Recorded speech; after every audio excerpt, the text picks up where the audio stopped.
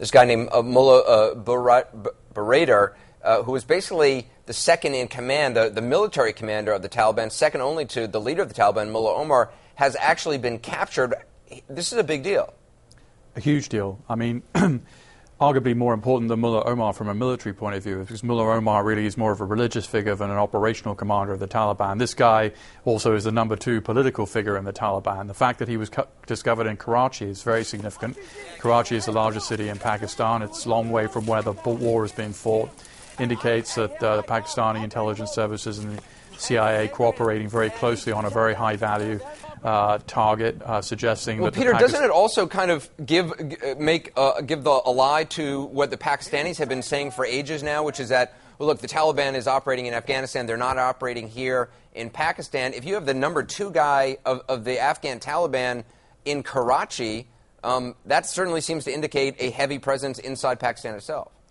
Indeed. Well, it's kind of a good news, bad news story. I mean, the bad news is that these guys have been in Pakistan all along. The good news is that the politics are shifting around this issue in the last year or so, and the Pakistani government and military are basically, they realize they created a Frankenstein monster that's begun to attack them, and they're willing to not only move against the Pakistani Taliban, but with this news tonight, against the so-called Afghan Taliban, which is in fact headquartered in Pakistan.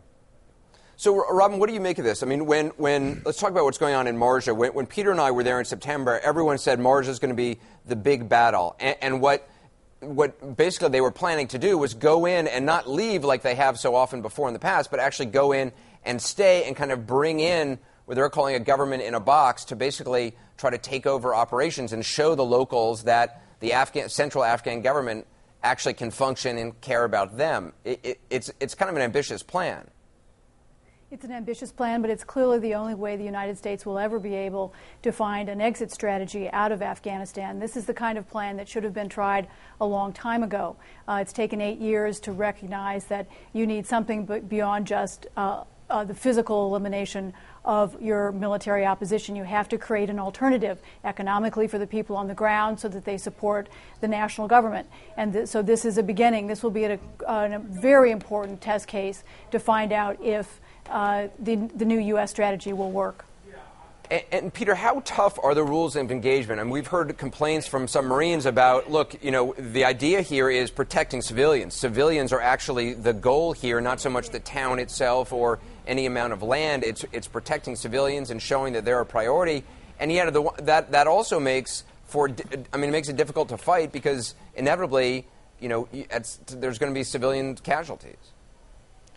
Well, there have been two, the last year or so, General McKiernan before General McChrystal and now General McChrystal, they keep tightening up the rules of engagement, making it harder and harder to call in airstrikes, which is absolutely imperative because the issue that most angers Afghans is Afghan civilian casualties. It's just something that drives them ballistic. And we've had, because of the lack of boots on the ground in Afghanistan, there's been an over-reliance on airstrikes. In fact, in Iraq, there were far fewer airstrikes than in Afghanistan precisely because there were not enough boots on the ground.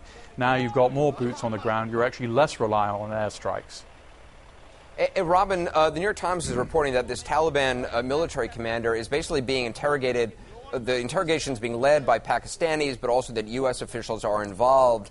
Obviously, that raises issues of how this guy is going to be dealt with because U.S. now says they don't torture. Pakistan obviously has a history of being pretty tough with people they have in custody. What kind of intelligence could this guy possibly give?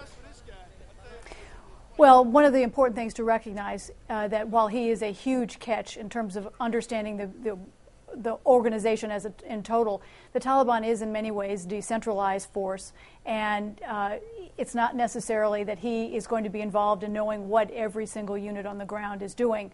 The critical issue is how much will he talk and provide information on where other assets are, potentially where the Taliban in Pakistan are, and of course the United States would love to know where Osama bin Laden himself is. Not to mention Mullah Omar. Go ahead, Peter. Not to mention Mullah Omar, who after all is Mullah Baradar's boss, and he would have he might well know where Mullah Omar is. These guys are in constant contact. Now that kind of information is pretty perishable. The Times has sat on this story since Thursday because of the issue of not letting this being out there. The Times right. The White House asked them to not publish the story until word had kind of leaked out in the region, and the New York Times agreed to that because they didn't want operational intelligence that they may get from this guy to be blown by this story getting out. But clearly, this guy, as Robin points out, he's not going to know. The Taliban is a decentralized group, but the Quetta Shura, which runs the southern Taliban, the one that's doing the operation in Marja, the one that's in Helmand, the one that's in Kandahar in the south, is run by essentially Mullah Omar and this guy. And so certainly in terms of the information about the southern Afghanistan operations of the Taliban, this guy is potentially a gold mine. I suspect he's not being read his Miranda rights by these Pakistani people who are interrogating him. Yeah, no doubt and one of the about big questions, of course, is... Go ahead. One of the big questions, of course, is what are they going to do with him? They can't take him to Guantanamo Bay. The Pakistanis going to prosecute him. You know, what do you do with this guy once you have finished with the interrogation?